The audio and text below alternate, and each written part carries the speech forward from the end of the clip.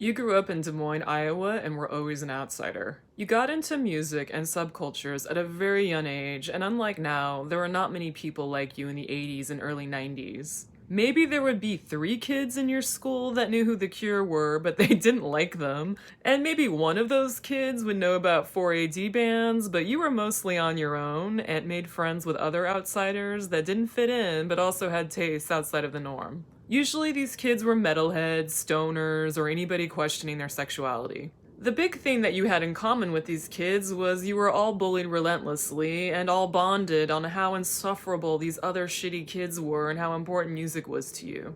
You may have not fucked with the same bands, but you all understood how music was saving your lives and getting you through junior high and high school.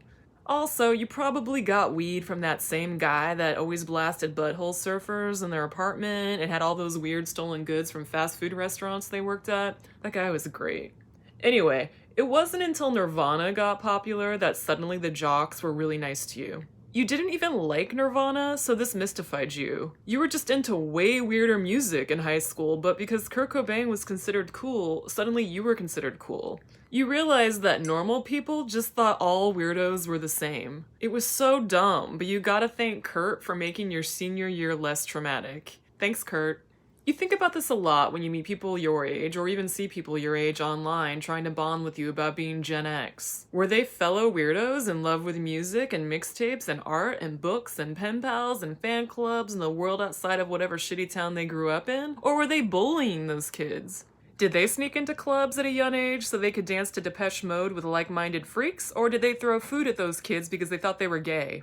Were they making zines alone in their bedrooms and daydreaming about the amazing life they're going to live once they graduate and get out of their shit town? Or were they just applying to the nearest college and not even thinking of possibilities outside of the norm? Did any of them ever bother to take a curiosity in things that didn't sound or look like them? Did any of them feel bad later in life for being racist or homophobic or fatphobic or wrong? Did any of them question why they were so fearful of anybody that dared to not look like them or be like them because it felt like a rejection of them? Did they question why that felt so threatening? Have they made amends? Have they made the world a better place? Were they on the streets with you, questioning our foreign policies and protesting the bombs we were dropping on the Middle East? Or were they just blindly waving the American flag after 9/11? Are they pro-Palestine? Are they even political? Did they discover Nirvana in high school and realize that those weird kids they feared had the same fears as them? Or was music just not their thing and they went into finance and go to all of their high school reunions because